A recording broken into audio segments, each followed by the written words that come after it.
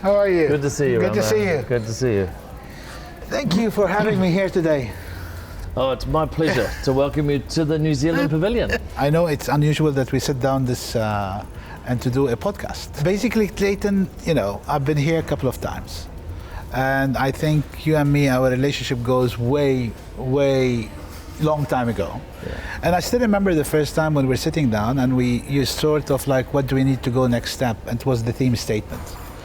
And you mentioned that we want to use this platform to show the other things that New Zealand may be not very famous for, like a new, I wouldn't say national branding, but the new identity of New Zealand. What is the new identity?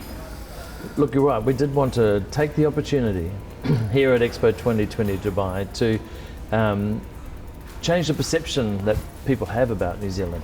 In the past, we've focused very much on tourism, or we've focused very much on meat and dairy. And we wanted to explore the country in a little bit more depth. We wanted to talk about how New Zealand companies, the New Zealand government, the New Zealand people innovate to care for people in place. And being in the sustainability district was the perfect place for us to tell that story. And we wanted to make sure we moved away simply from talking about the environment to talking about how people and the environment need to be able to interact.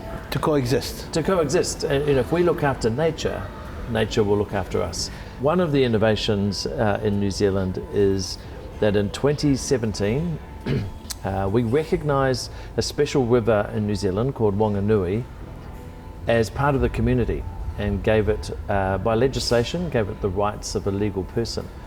Now this didn't happen overnight.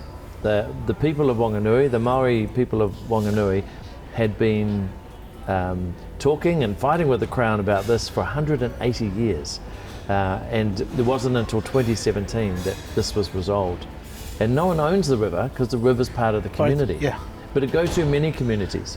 And so now if you want to put something into the river or draw water from the river, you must ask the trustees of the river. And what that is leading to is the river being healed. And when the river is healed, the nature around it and the surrounding. All the communities there benefit from that. I think it was very interesting because the first time I heard it, it took me a while to research, like, wow, it's interesting. As I said, it's an innovative way of using legislation for the benefit of the environment, if I want to put it this way. So in your pavilion, you've too much as well wanted to shine or to put more light on the indigenous philosophy of nature and coexistence, and that was part of it. That was part of the story, and this is why you have reconstructed, I would say, the stone. You brought a stone from the rock, let me put it this way, that the people, the visitor, can really try to relive a moment in I believe in New Zealand. Omar, when people are walking toward the New Zealand Pavilion, the first thing they notice is that the building appears to be moving. There's a pulse right from the facade all the way through into that river room. It feels like a thunderstorm. Like a thunderstorm, especially when it's raining outside. So and the whole building pulses with every time the building pulses. The stone in the centre of the river room also appears to move, showing the life force of the building.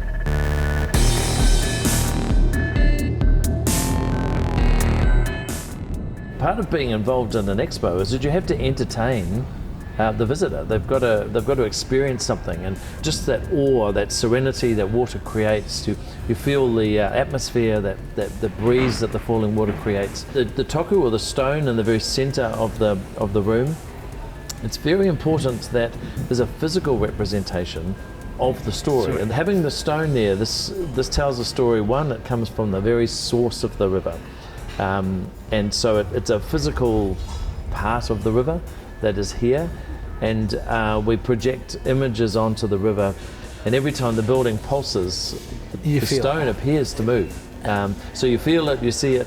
A lot of people go up and touch it to say, is it actually real? I touched it. I thought That's right. But it's 2.5 tons. It's real.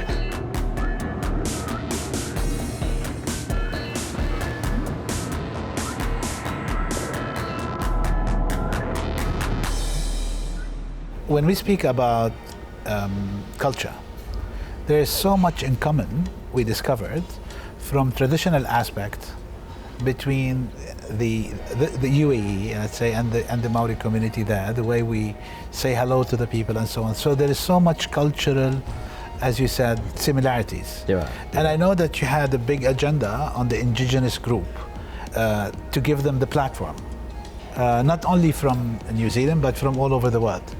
How do you see that now with the pandemic, when we speak about it, and the way we start saying maybe we should go back to the old way we're doing things that can be sustainable?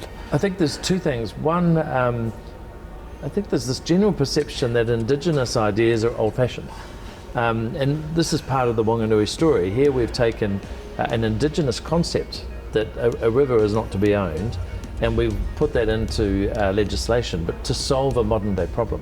So one of the stories that New Zealand has is we need to talk and listen to the people who've been living with the land and dealing with these problems for centuries, because they'll have answers to solve modern day problems when we think of climate change and all these sorts of things. So I think that's the first thing, that it's important that we listen to Indigenous people because they've got solutions to modern day problems. The second thing, it was important for New Zealand to lead Te Aratini, which was this festival of Indigenous peoples, again to change some perceptions, because within the New Zealand economy, the Maori or the Indigenous economy is worth more than $70 billion a year. It's not around subsistence economy. This is a major impact. And one of the messages was foster that Indigenous economy because it benefits the whole community. So they don't separate it, but foster it and build it. Clayton, do you remember the first time you had a glimpse of the site? I do, and it was with our Minister of Economic Development back then, Minister Bridges. And we came to meet Her Excellency, and we were one of the first countries to say, yes, we're signed up to this, because we were very motivated. And standing on the balcony there, it was just sand. They were building a Diwa station, I think the first one. Yeah. And what was just so impressive that within 4 years from sand, the UAE built a whole city. And so to open after a pandemic as well, it's a huge credit to the country to have been able to host this gathering of nations where 191 countries have all been here engaging with each other and connecting minds and creating the future. As a matter of fact, you have the #1 contract. We do. We're a participant 001. You know, I wanted to make sure that you had 001 in there. Yeah. No, I would like really to thank you once again. Your team was always amazing, and yourself, and your family. I wish them well here.